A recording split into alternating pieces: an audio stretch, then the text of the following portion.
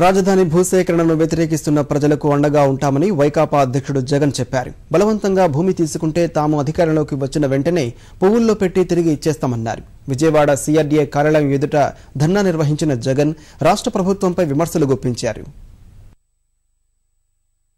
ప్రజా రాజధాని నిర్మాణం అంటున్న ప్రభుత్వం ఆ ప్రాంత ప్రజలు కన్నీరు కార్చేలా వ్యవహరిస్తోందని వైకాపా అధ్యక్షుడు జగన్ విమర్శించారు. రాజధాని భూసేకరణకు వ్యతిరేకంగా విజయవాడలోని సిఆర్డీఏ కార్యాలయం ఎదుట ధర్నా నిర్వహించారు. భూసేకరణపై ప్రభుత్వ తీరును జగన్ తప్పుపట్టారు. ప్రజల రాజధానిని పక్కన పెట్టి ప్రజల ఆక్రోశంతో ప్రజల కన్నీటితో ఇవాళ రాజధాని నిర్మించేందుకు రాజధాని ప్రాంతంలో రైతులు ఒప్పుకోకపోయినా కూడా బలవంతంగా అధికారం ఉంది కదా అని చంద్రబాబు నాయుడు గారు బలవంతంగా భూములు లాక్కునే కార్యక్రమం చేస్తా ఉన్నాడు. రాజధాని ప్రతిపాదిత ప్రాంతంలో 3 పంటలు పండే భూమిలేవీ లేవంటూ నేషనల్ గ్రీన్ ట్రైబ్యునల్ ను ప్రభుత్వం తప్పుదోవ పట్టించిందని జగన్ విమర్శించారు. భూములు లాక్కునే దానికోసం అబద్ధాలు కూడా చెప్తా ఉన్నాడు. నేషనల్ గ్రీన్ ట్రిబ్యునల్ అని ఒక కోర్టు లాంటి సంస్థ, ఆ కోర్టులో 3 పంటలు పండించే భూములను అన్యాయంగా తీసుకుంటా ఉన్నారు అని రైతులందరూ అక్కడికి వెళ్లి ట్రిబ్యునల్లో కేసేశారు. అక్కడ 3 పంటలు పండించే భూములే లేవు, అక్కడ జరీబు భూములే లేవు, అక్కడ కేవలం 2000 ఎకరాలు మాత్రమే మాగాని మిగిలిందంతా కూడా మెట్ట ప్రాంతమే, మిగిలిందంతా కూడా మామూలు భూములే అని ఫైల్ చేశారు. పేర్లు తెలియదు అనే నోటిఫికేషన్ ఇచ్చారు. వీటి మీద కోర్టుకు పోవడానికి కూడా అనర్హులను చేసే కార్యక్రమంలో భాగంగా కుట్ర పన్ని పేర్లు తెలియవు అని చెప్పి నోటిఫికేషన్ ఇస్తారు. భూములు లాక్కునే కార్యక్రమం ఇస్తారు.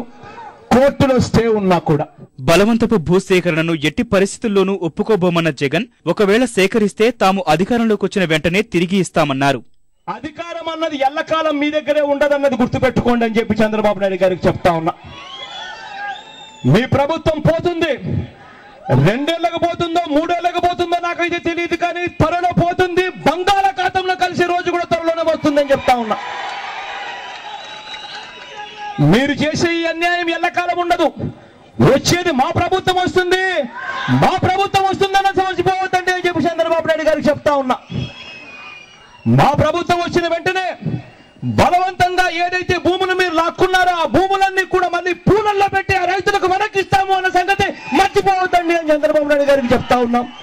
తనపై ఎన్ని కేసులున్నా భయపడేది లేదన్న జగన్ చంద్రబాబు కేంద్రంపై ఎందుకు పోరాటం లేదో అందరికీ తెలుసని విమర్శించారు.